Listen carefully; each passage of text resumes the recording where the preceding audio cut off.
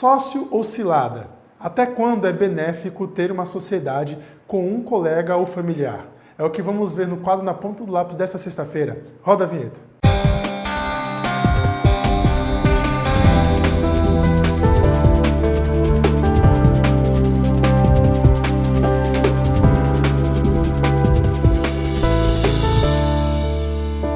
E para ajudar a gente a entender como é que fica essa relação entre sócio, amigo ou família, estou recebendo o Thiago Leônidas. Thiago, uma ótima noite para você, tudo bem? Uma ótima noite. Como é que você está, na boa? Bem, graças a Deus. Aí sim. E ainda bem que a gente não é parente, né? Não, ainda bem, graças a Deus.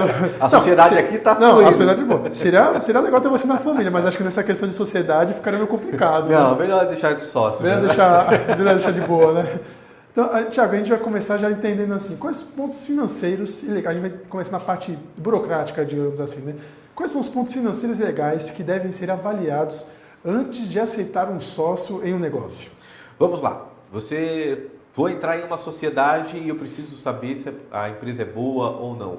Eu tenho que ver o quê? Os balanços patrimoniais da empresa, a saúde fiscal dela, a saúde contábil dela. Quando a gente fala de saúde fiscal e saúde contábil, é saber se os impostos estão em dia, né? Se a empresa está gerando lucro ou não, como que eu vou fazer isso através dos balanços da empresa, né? E também saber como anda a rotina dela, qual é a rotina dela. Isso são alguns dos quesitos que a gente analisa para saber se a empresa é viável ou não entrar nessa sociedade. E como um contrato social bem estruturado pode prevenir conflitos futuros entre os sócios? Isso é bem importante. Inclusive eu estou em um processo, estou fazendo uma abertura, né, de uma empresa onde é uma sociedade, aonde ali a gente está demorando um pouco a abertura justamente porque estamos definindo alguns detalhes do contrato social. Por quê? É no contrato social da empresa, o contrato social é como se fosse a certidão de nascimento da empresa. Então é nela que a gente vai ver o quê? Quem são os sócios, qual é a responsabilidade de cada um, o que cada um vai ter que fazer, o que acontece quando um sai, o que acontece quando um falece, porque a gente sabe que a gente sabe o dia de hoje, amanhã a gente não sabe o que acontece quando um falece. Então, tomar esses cuidados no contrato social da empresa vai ser a diferença ali para você saber se tem um contrato social bom ou não para você. Perfeito. Thiago, eu estou aqui com o meu celular, né? Porque quem está nos assistindo envia pergunta para a gente aqui, né? Pelo TV Câmara Cubatão, pelo Instagram, pelo Facebook e pelo YouTube. E acho que a pergunta que vem aqui acho que é muito interessante, né?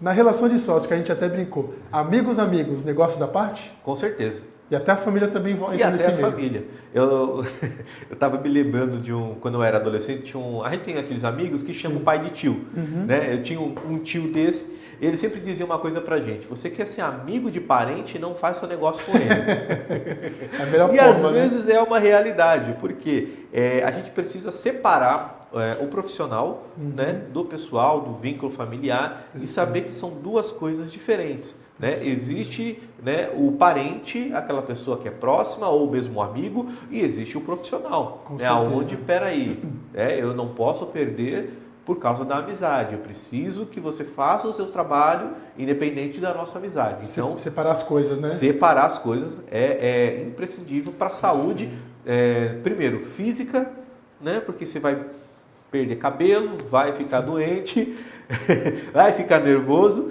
e segundo, a saúde financeira da empresa e a sua também. Perfeito. Então, Thiago, quando for fazer uma questão de sociedade, além de ver essa questão familiar, né, e amigável, digamos assim, é recomendável que quem vai entrar numa sociedade faça também uma análise do histórico financeiro desse profissional e também desse profissional, dessa pessoa que se tornará o possível sócio, né? Exatamente, exatamente. Tudo tem que ser verificado antes de entrar. Perfeito. Tem algum sinal de alerta, algum indício que essa pessoa que vai entrar na sociedade possa dar, que seja arriscado ou que possa prejudicar esse negócio?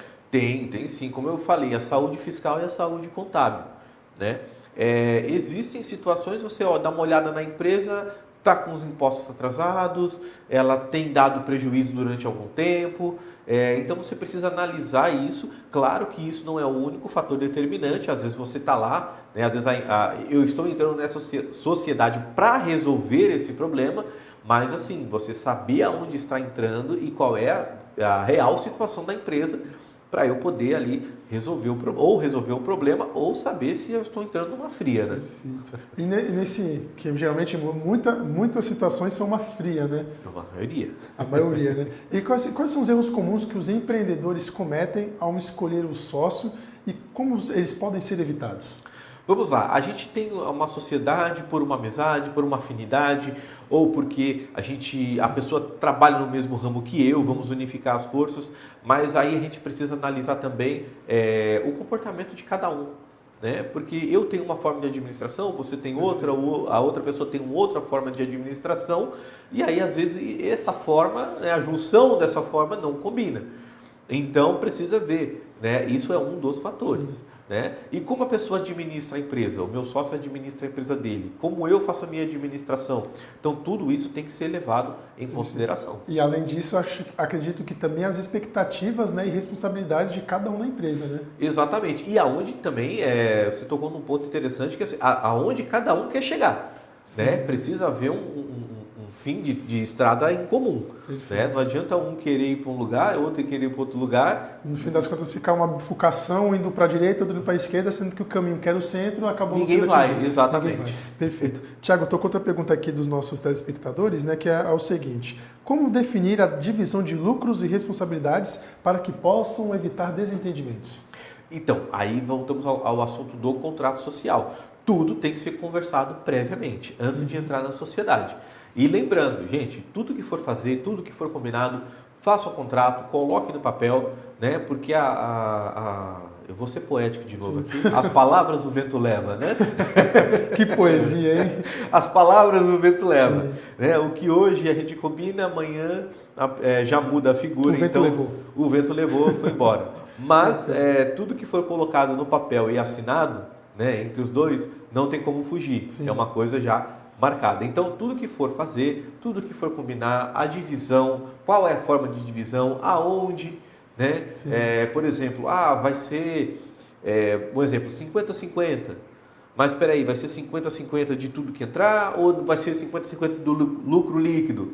Define isso com o teu sócio.